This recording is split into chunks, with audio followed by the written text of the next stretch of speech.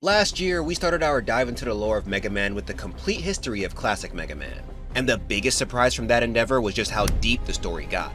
Then later in the year, the creators of Love, Death, and Robots gave us Secret Level, an animated anthology series where each episode is based on a specific video game IP. And crazy enough, almost as if the universe heard the cries of Mega Man fans everywhere, the Blue Bomber got his own episode. So today, I want to do something a little different. Let's analyze this short and talk about how it evolves the lore we once knew. But before we get into it, huge shout out to this video sponsor, FlexiSpot.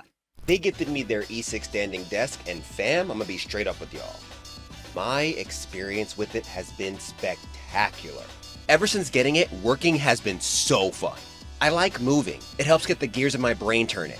So the fact that you can rise to a variety of different heights at the click of a button is like a dream come true.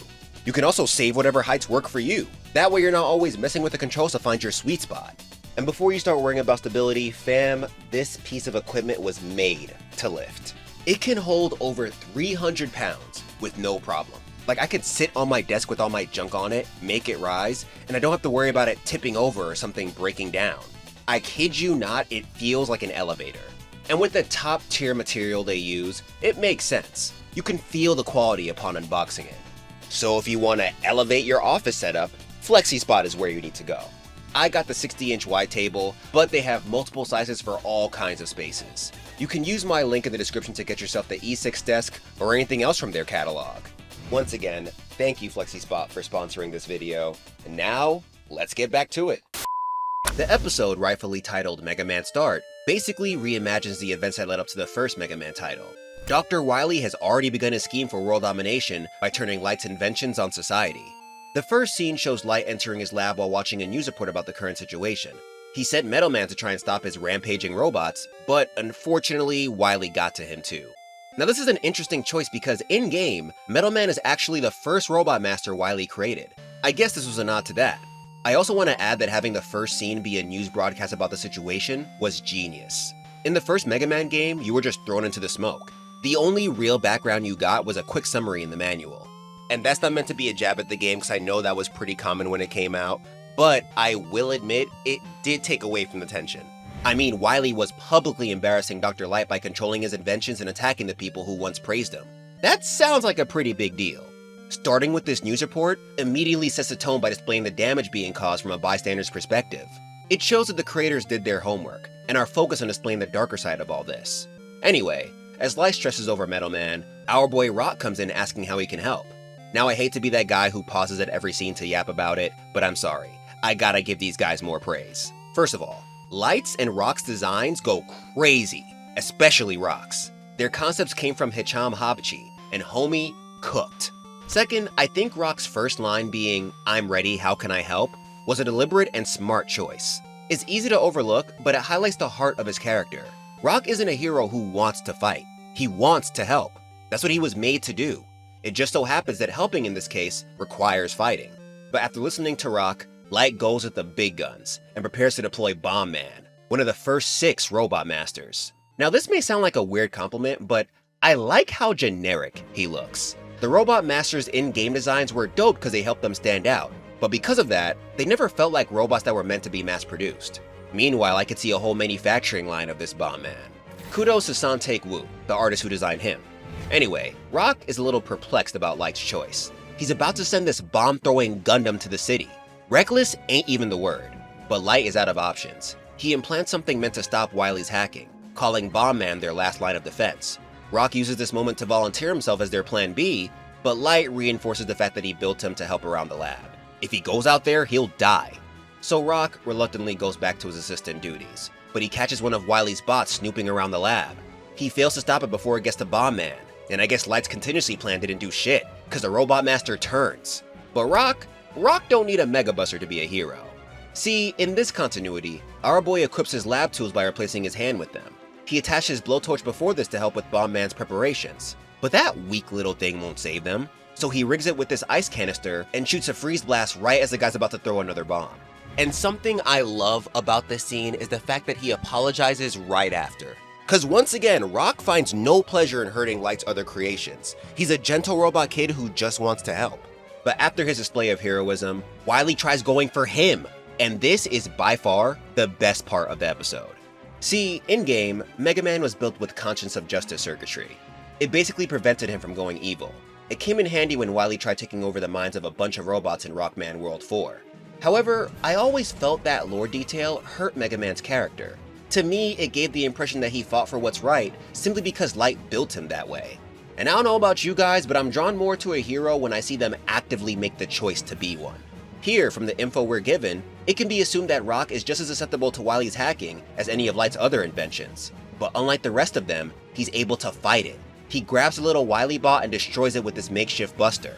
I take this moment as Rock making a choice to be a hero, not because Light built him with the conscience of justice circuitry, but because that's what he wants. What strengthens this moment is Light telling his boy that it doesn't matter what he built him for. What he just did was amazing, and it proves that this is what he's meant for. And I get that he made this choice in the games too, but that was just told to us. We never got to actually see it.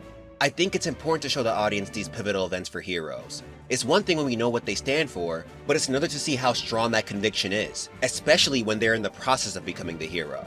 So from here we get this dope Iron Man-esque suit-up sequence while a more cinematic version of Mega Man's theme plays. Then, just like the games, the Blue Bomber teleports in to take on the first stage. And that's it for the episode.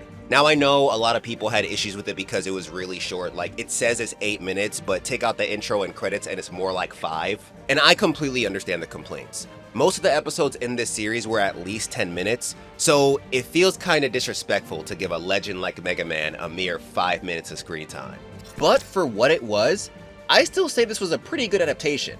These guys gave an interesting reimagining of Mega Man's origins while sticking with the core themes of the series. Though it's not canon, it adds a whole new perspective to the story, one that you don't get to really see from just the game. And that's what these kind of things should do. I can see someone who never knew about Mega Man at least look him up after watching this. That's not to say this is perfect though. I found it weird that Roll was nowhere to be seen. It also would have been nice to see Wily show up at least once. And of course that short runtime ain't doing it any favors. But at the very least, I think this could be the perfect setup for a classic Mega Man movie or even a short series. In an interview with Geek Culture, Sam Wilson, supervising director of the series, stated that he'd like to revisit this world, and I hope they do. I think this short showed a lot of promise and it would be a shame to end it here.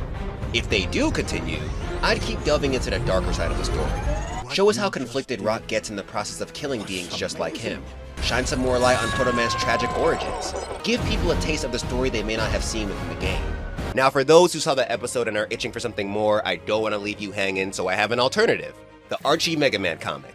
It's another reimagining of classic Mega Man story, but just like this, it delves into the core themes of the character, and tackles the darker, more overlooked elements of the lore.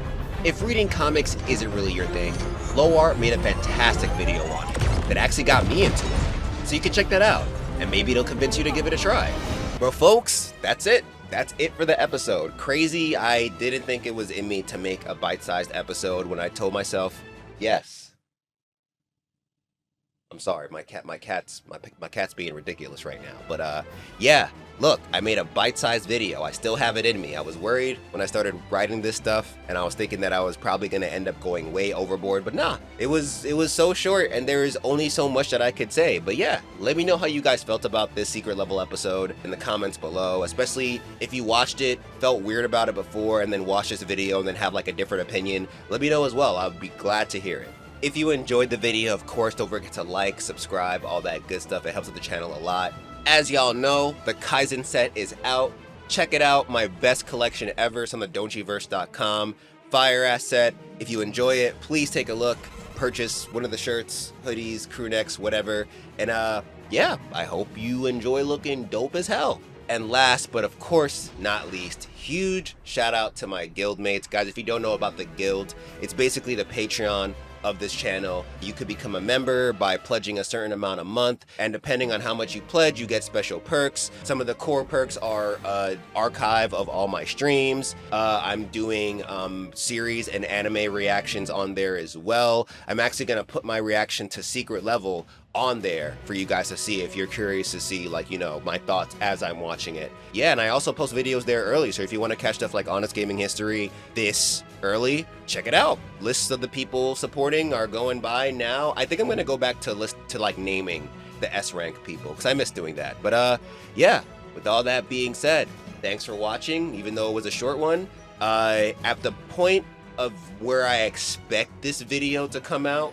The next video should be the super long Echo lore video. Honestly, tell you right now, it's gonna be like an hour and 20 minutes. So yeah, I gave y'all this little break, this little like short yap session, only to give you another long ass yap session coming on later in the month.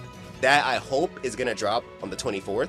After that, we have Mega Man Legends, and I don't know what I'm going to cover after that, so please feel free to add different Honest Gaming history suggestions below for things that you guys want me to cover. Honestly, I might just jump right into Ninja Gaiden and then do my redo of that. But yeah, with all that being said, be easy.